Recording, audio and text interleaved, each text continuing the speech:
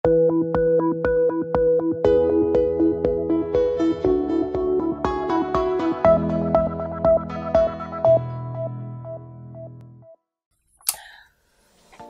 warahmatullahi wabarakatuh. Welcome back to channel Skyline Interior. Hai Skyline Lover, dimanapun berada, semoga selalu dalam keadaan baik ya. Oke, di sini saya akan kembali ya mencurhatkan project. Kali ini kita project itu bikin kabinet bawah tangga ya. Ini kita buatkan untuk pasangan muda yang baru saja menikah ya. Jadi ya pernikahan awal lah, pasangan awal. Nah, ini ada cerita sedikit sedih mungkin ya, sedih atau lemes. Jadi gini, waktu kami bikin kabinet bawah tangga ini, kebetulan emang di Skandinaland waktu itu trafficnya tinggi, jadi banyak sekali pekerjaan. Nah, pekerjaan bawah tangga ini, kabinet bawah tangga ini masuk. Nah, di desainnya ini itu minta desainnya dari bahan kayu jati Belanda ya. Jadi jati Belanda ya, tahu ya teman-teman ya. Jadi sebenarnya bukan jati, tapi lebih ke kayak pinus ya, sebenarnya kayak kayu pinus, cuman orang menyebutnya jati Belanda karena putih ya, kayak londo kalau dalam Jawa.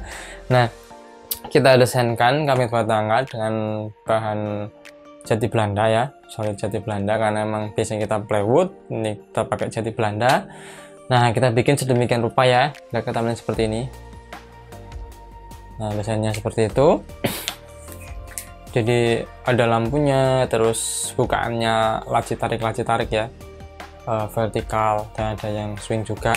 Nah, ini tujuan pertama, ini untuk penyimpanan baju-baju ya. Jadi baju, kemudian sepatu, tas gitu ya, barang-barang inilah, barang pakaian sehari-hari lah, namanya sangat mudah ya, biasanya kan masih banyak baju-baju yang bisa fashionable lah, simpan gitu. Nah, oke, kita di sini tuh jadi, dan kalian suka ya, pasangan ini suka, dan kita lah masuk ke produksi. Nah, karena traffic kita tinggi, kita coba outsource dari tenaga lain di eksternal Skandinaland. Nah, kebetulan ada yang masuk, bapak-bapak ya, jadi apa, bisa ada kerjaan nggak mas gitu ya, kita kasih kerjaan kabinet. Nah, kita terangkan semua gambarnya. Nah, ini bingung, kita terangkan lagi dan bisa, dan tarang setting kan, kita pasang di lokasi, dan ternyata bapaknya ini nggak paham tentang relaji. Nah, teman-teman, dan ini hikmah buat teman-teman juga, jangan sampai salah dalam memilih tukang ya, tukang interior terutama ya, untuk furniture interior. Nah, jadi kalau teman-teman lihat di video sebelumnya ya, video-video saya yang sebelumnya tentang relaji ya, perbedaan relaji itu ada keterangannya ya, untuk laci bagaimana pemasangan relnya. Nah, ini menggunakan rel laci single extension ya, yang hitam itu, Huben mereknya. Nah, harusnya konstruksinya rel laci ini tuh dipasang di samping. Jadi ini laci ya, box laci, kemudian di sampingnya baru ada rel. Dan itu pun untuk ketinggian laci normal 20, 15 sampai 30 lah. Nah, ini bapaknya itu rel laci ini ditaruh di bawah, dan ini hanya sepasang, sedangkan laci tariknya ini itu tinggi, jadi ya hampir 1 meter.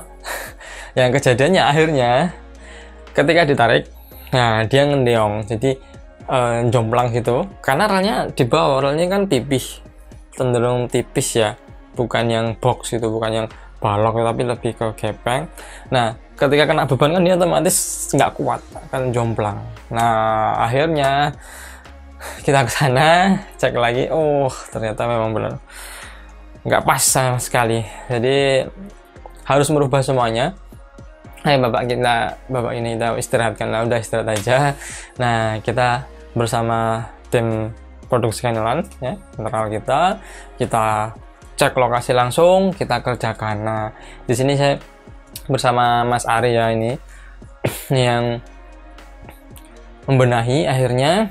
Nah, ini diakali, jadi karena space-nya sempit ya, di sampingan ini karena nggak diprogram untuk pasang rel, akhirnya kita router ya, kita bikin semacam space ya untuk rel lacinya. Jadi kita router kurangi, bahkan saya main cutter sampai pas, kita pasin lagi.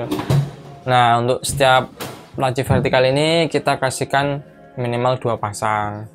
Jadi ada yang kecil juga bagian pojok, kita taruh juga di samping. Semuanya di samping. Jadi bebannya itu merata, nggak bakal jomplang karena posisi pipih ini ketika diberi ini kan daya tariknya berbeda kayak gini.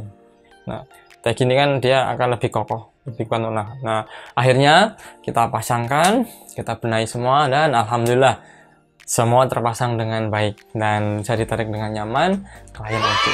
Nah, ini makanya teman-teman, pokoknya ketika nanti ya bikin furniture, pastikan tukang yang mau dipakai atau vendor yang mau dipakai itu benar-benar mumpuni di situ skillnya. Cari riwayat pekerjaannya, jangan asal percaya atau jangan yes. Jadi jangan asal yes lah, udah pernah bikin nih, pernah. Nah, cari riwayat lebih dalam lagi.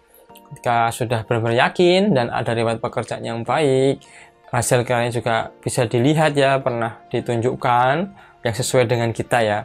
Ya misal kita mau bikin kabinet ke tukang kusen, tentu berbeda, pasti lihat karya kusen itu nggak sesuai nantinya. Nah, makanya teman-teman, jika nanti mau gunakan mau bikin furniture, pastikan tukangnya yang tepat, tukang furniture interior, oke? Dan outdoor juga sesuaikan lagi. Oke, sekian teman-teman.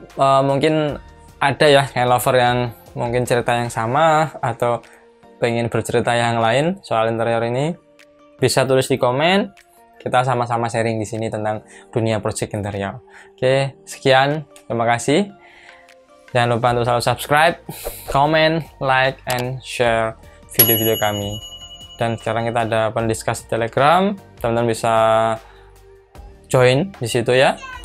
Nah, bisa join di situ, nanti silakan konsultasikan dan diskusi tentang interior, termasuk cerita-cerita sharing seperti ini ya. Oke.